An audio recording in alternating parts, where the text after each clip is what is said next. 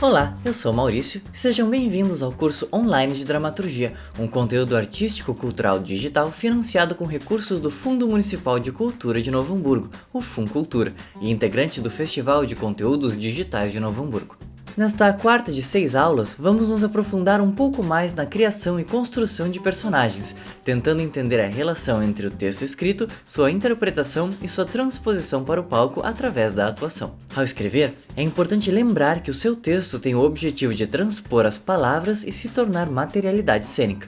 Ao escrever para teatro, precisamos ter isso em mente, principalmente para que sejamos generosos e cuidadosos na construção dos diálogos, na definição das curvas dramáticas e narrativas das personagens, no equilibrar as interações para criar ritmo, em tornar o universo da peça coeso e sua montagem em algo prazeroso e totalmente criativo. Lembrando que, no momento em que você entrega um texto ao mundo para montagem, ele não é mais só seu, ele passa a ser uma obra em mutação, podendo seguir por caminhos que você nem imaginou no início, e as suas personagens, durante os ensaios, podem emergir com diferentes potenciais, ampliando ainda mais o alcance da sua obra. E essa é a parte mais divertida de se escrever dramaturgia, ver a sua obra se tornando algo diferente a cada montagem, sendo moldada e influenciada pela criatividade de outras pessoas, e ver suas personagens criando vida em cena, muitas vezes desgarradas da sua ideia inicial.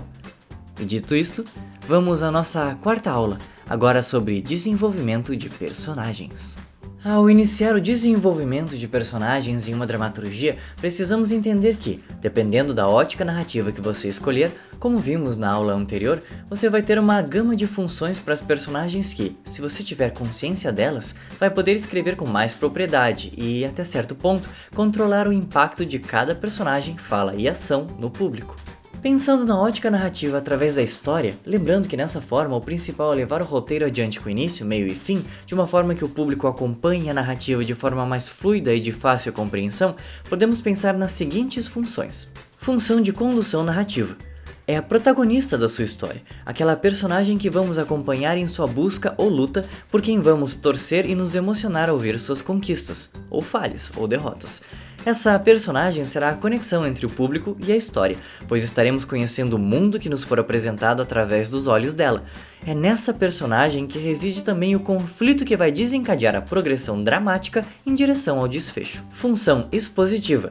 São aquelas personagens que têm a tarefa de explicar à protagonista e, por consequência, ao público, algo daquele universo que é importante para que possamos entender o que vai acontecer. Pode ser um professor ensinando sobre a profissão da protagonista para que o público saiba o básico para poder entender o desenrolar da história. Num universo de fantasia, pode ser um mestre ensinando os sistemas de magia. Num pós-apocalipse, poderia ser um líder da resistência explicando os sistemas políticos autoritários vigentes. Um dono de bar que vai explicar sobre o bairro para um recém-chegado. Enfim, todo personagem que tem a função específica de deixar o público a par daquilo que será necessário para que a história faça sentido ou seja mais fácil de compreender. Função emocional. São as personagens coadjuvantes que têm relação direta com a protagonista e cujas ações e reações causam algum efeito dramático e emotivo nela, na história e no público. Essas personagens não têm tanto tempo de cena quanto a protagonista, mas ainda assim precisam de espaço suficiente para se desenvolverem para que os desfechos dramáticos tenham o impacto desejado. Função de conflito. São as personagens que têm como objetivo serem opositoras à protagonista. Podem ser inimigas, tendo pontos de vista diferentes e incompatíveis, ou rivais, onde o conflito é um mesmo objetivo, mas onde existe respeito e não um enfrentamento.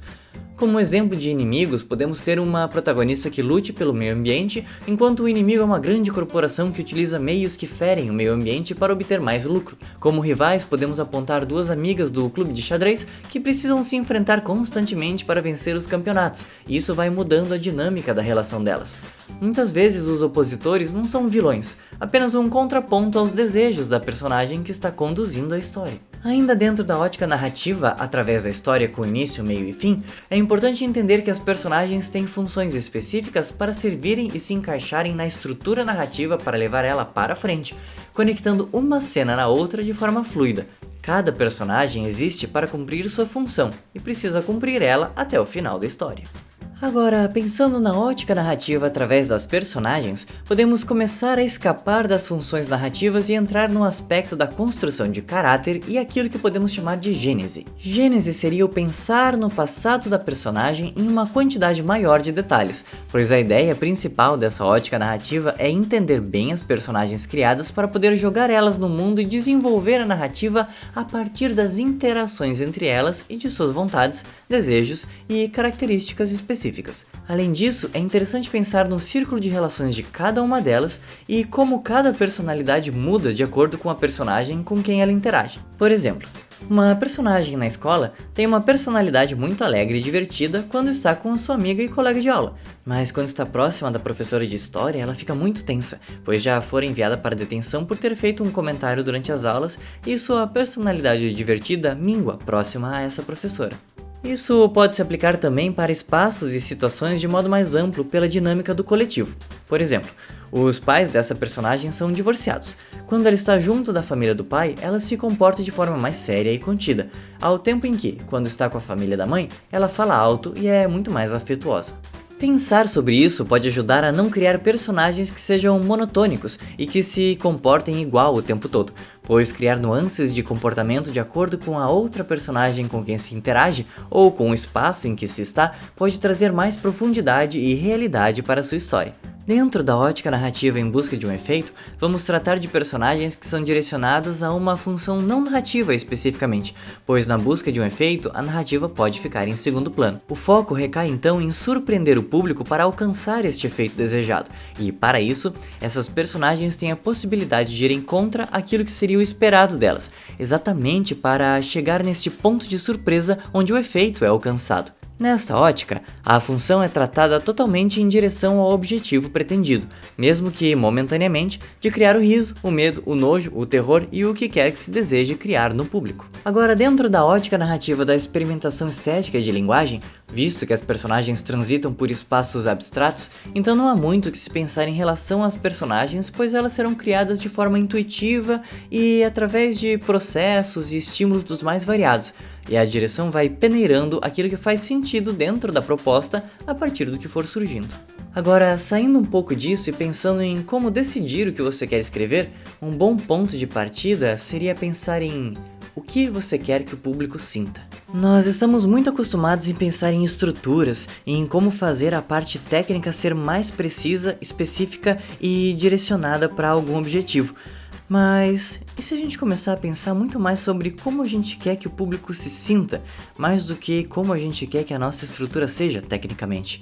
Isso pode ser uma boa forma de pensar. Pois a partir do que você quer causar no público, você consegue delimitar a ideia principal, seguida de incontáveis subideias. Com isso, pode buscar, intuir e entender a melhor estrutura para trazer essa ideia à realidade, criar personagens coerentes com a intenção estrutural e desenvolver a relação entre as personagens para atingir o efeito imaginado, de uma forma que mistura muito do que nós já falamos durante as aulas. É claro que esse assunto é muito mais profundo e muda de acordo com como as ideias vão surgindo, lembrando que sempre é momento de reavaliar uma ideia e reescrever ela.